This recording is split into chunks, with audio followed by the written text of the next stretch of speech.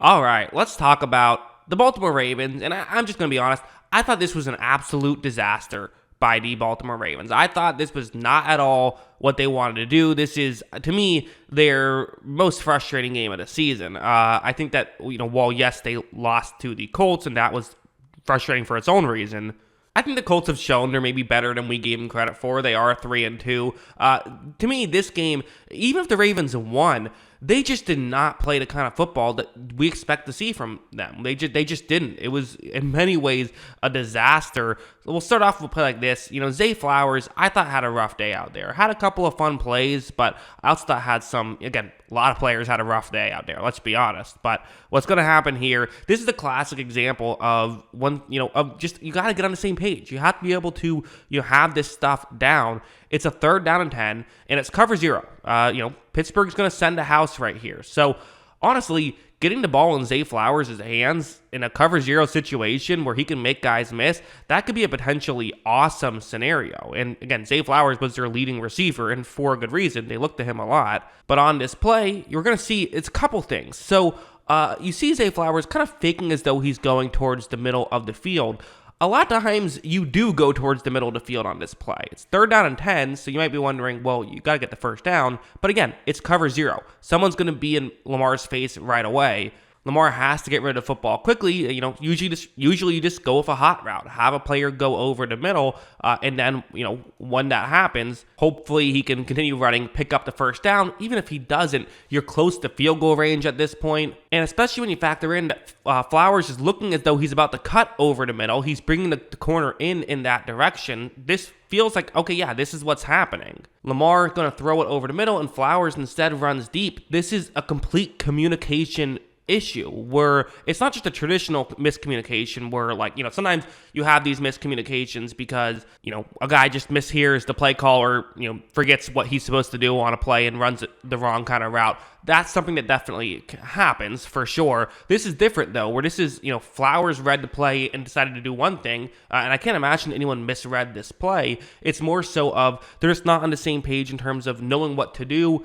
Traditionally, I think this is on Flowers. It's possible it's not, but I'm pretty sure this was a Flowers mistake. He's a rookie, gotta learn, gotta figure out what to do. But what really sucks about it for Baltimore is both would have worked. If he ran over the middle, that would have worked. If Lamar threw it deep, that would have worked. Either way, they would have probably gotten the first down. Just unfortunate that, neither one, they just weren't on the same page. Also, let's talk about some drop passes. This is the real story. I mean, this is early in the game. We're just 2 minutes into the game. They drop passes early. They drop passes often. I'm not even going to show all of them, just several of them. You see on this play, Lamar is going to take the snap. It's once again going to be Flowers who he throws it up to, and Flowers just drops that one. That was a weird drop. It went right through his hands. This one, Mark Andrews can't quite make the play. Maybe a bit of a tougher one, but still catchable. And then over here, we're going to have, that's going to be Rashad Bateman who drops. That's a crazy drop. That one was right at his hands, and he just drops it. So they settle for 3 instead of going up by 10. And, again, at this point, you're thinking, hey, ran up to a 10-0 lead, couple of drops in the end zone here. It is what it is. Little did we know that they weren't going to score again in this game. This was the last, scoring drive that they had. A big part of it was this play call, going for it call, which I just didn't understand at all. And listen, you know me. Big analytics guy here, right? I love going for it on 4th down. I think that in a vacuum, if this is the first quarter, sure, go for it. Yeah, 4th down and 2, you have a good offense. You can convert this 4th down and 2. The issue is you're dealing with the clock. Only 21 seconds left, and you only have 1 timeout left. So even if you pick up the first down, good chance you're going to have to burn that timeout to make this happen, meaning that now you're still stuck with, 15 seconds left, no timeouts. You're probably going to still be outside the 15-yard line. The odds of you getting a touchdown in this spot are very slim.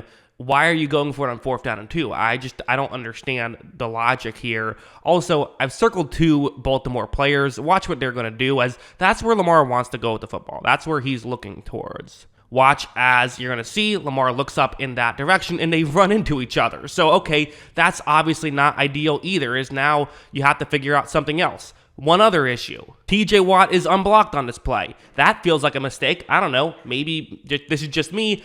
I think if I was calling plays for the Ravens, I would have someone block TJ Watt. That's just how I view this stuff. Obviously, again, I get it. There was, kind of a, exotic look by these Steelers. They, give them credit. They set this up nicely. You got a block from the inside out. Halfback needs to get over in time, which, he kind of does. Look, at the last second, is able to disrupt Watt a little bit. Lamar gets outside the pocket, though. To me, that's mostly on Lamar. And then he looks over and sees Zay Flowers. Okay, bit of a scramble drill situation. You can't really get mad at guys for not being on the same page in a scramble drill situation. But when Lamar throws a deep, Zay Flowers pulls off a spin move there, and that did not work the way he wanted it to, as, again, he didn't know. He didn't know that the ball was just getting thrown there. It's hard to blame him. It looks funny. That's all it is. That's not a bad Zay Flowers play. And again, I'm being a little hard on Zay Flowers. He had some good plays. I'm not crushing him at all.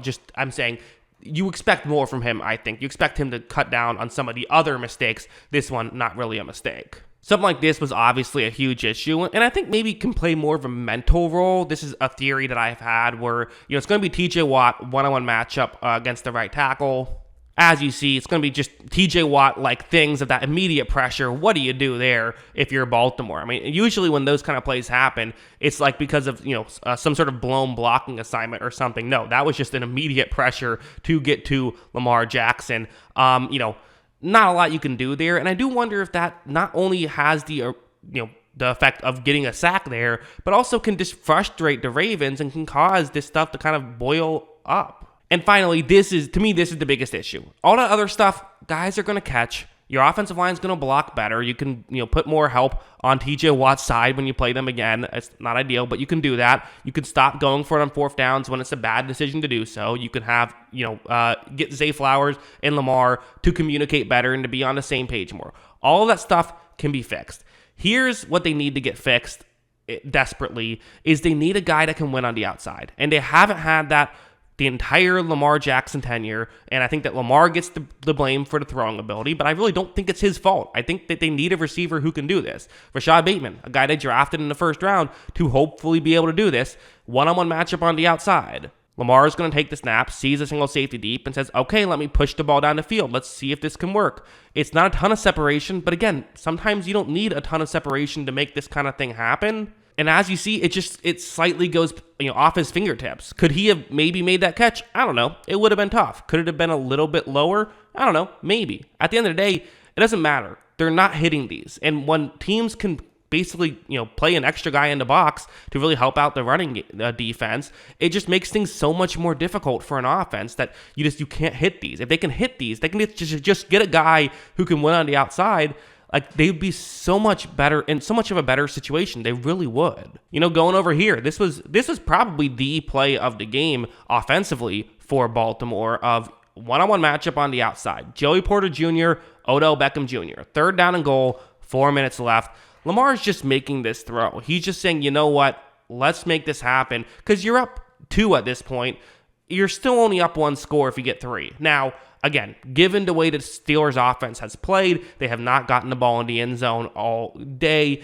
It's not the worst idea in the world to get 3 points. That still helps you a lot. Instead of Pittsburgh needing a field goal to win, they need a touchdown to win. That's a big benefit. It is. So you don't want to just throw it willy-nilly, but Lamar wants to put a dagger into Steelers here. Lamar takes the snap. He is going to just fire one up, and Joey Porter wins. And, that's something I definitely have to mention is the Steelers are winning. The Steelers deserve credit for what they're doing. That obviously goes without saying, but I'll say it anyway. But it's also you brought Odell in to win on these spots, and he's not winning. And again, it wasn't a good throw from Lamar either. That didn't help. So got to figure that out. And Lamar had a good day, actually, despite the final score. I thought he played well. But just the Ravens beat themselves so much in this game. These are issues that we've seen for years and years. And at what point do you have to say, I don't know. It feels like they can't figure it all out. It feels like they can't fully get it together. I honestly think this is a team that's a number one receiver. I think a number one receiver makes them a Super Bowl contender. I really do. I think they are that close. But at the end of the day, how close is that really? And right now, maybe Odell will get healthier and he'll be that guy. Maybe one of the young players like Zay Flowers or like Rashad Bateman can fully be that guy. Mark Andrews is a tight end. He can't be that guy. He's really good, but he is a tight end. They have a lot of really good receivers who did not play well in this game, but they still don't have that great guy. And they're just, even the good players right now aren't playing good and had a disastrous day against Pittsburgh. Give credit to the Steelers. I mean, this is what the Steelers do, right? Of course, give credit to the Steelers, but I don't know. Ravens got to be better, and we'll see if they are better in the future. That's what I think. What do you think? Let me know in the comments below. Always love hearing from you. And of course, as always, thanks for watching.